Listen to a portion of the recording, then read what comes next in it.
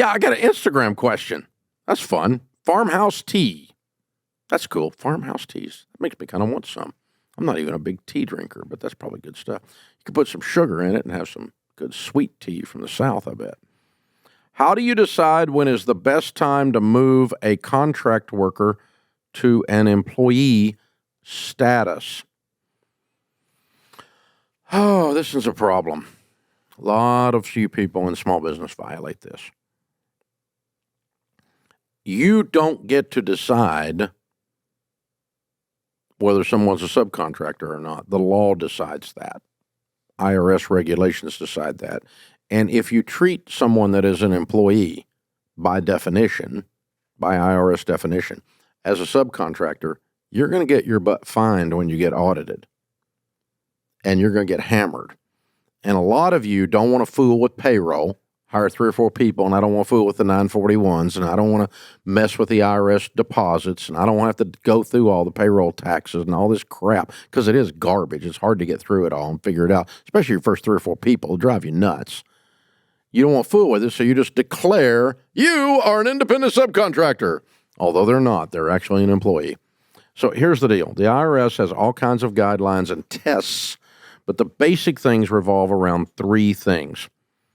If the company controls everything about the job and everything about the worker, and the company provides all of the, let's say it's marketing, the company sales, the company provides all the leads, they have a desk, they work physically at your location and no other locations, they're an employee.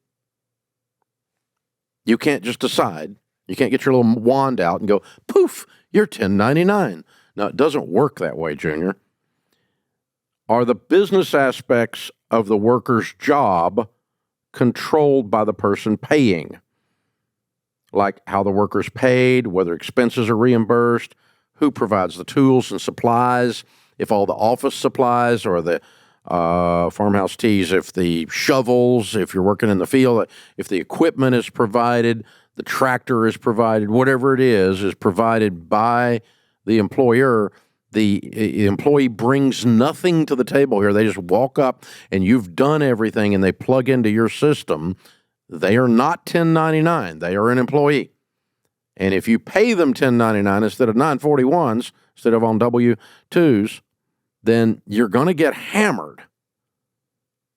And then the third test is, what's the type of relationship? And I'm looking at the IRS website. Are there written contracts or employee benefits like pension plans, insurance, vacation? Will the relationship continue, and is the work performed a key aspect of the business? Then that, again, it's an employee. So examples of an independent subcontractor is the guy that cuts your grass.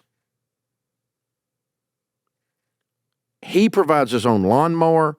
He decides how much he's going to charge. You're not his only customer. He handles his own insurance. He creates his own leads. He has his own checking account. He has a business. He's an independent subcontractor. If you hire someone to cut grass with you, and you provide the lawnmower, and you provide the customers, and you collect the money from the customers, and you have the lawnmower repaired, and you buy the gas and the insurance, they're an employee. Period. By IRS regulations, you do not get to decide this crap. It's not how it works. If it walks like a duck, talks like a duck, it's a duck. All right? That's how this works. And so probably the one that is the most confusing or that looks the most like an employee that's not is real estate agents. Residential real estate agents, commercial for that matter, almost all of them are independent subcontractors.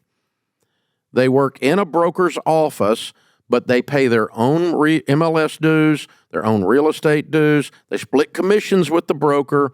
They set their own time. They set their own schedule. The broker can demand they come to sales meeting and that kind of stuff. They can put some constraints on them. But these people are independent business people, technically speaking, and are 1099. They are not employees. But listen, if you don't another way of thinking about it is this. If your employee does not have another customer other than you, they're probably an employee. And independent subcontractor that's a real estate agent has lots of customers, and the broker is not one of them. All right, so they work for a lot of different people. So the guy that cuts grass has a lot of different customers. They don't work for one person. But if you have a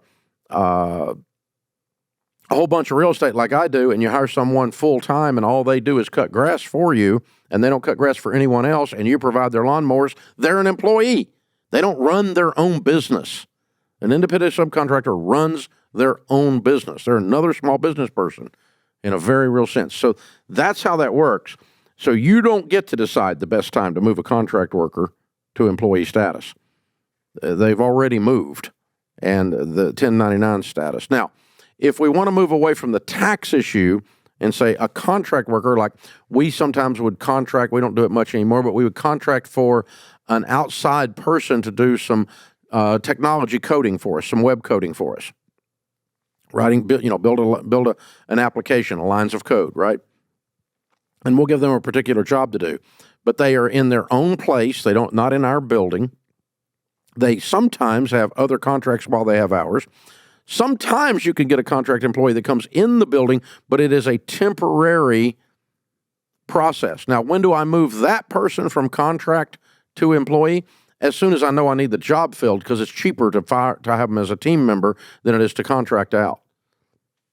If I contract out code, it costs me 25 to 30% more than if I bring someone in the building to write the code, and I give them all benefits and everything else of being a Ramsey team member.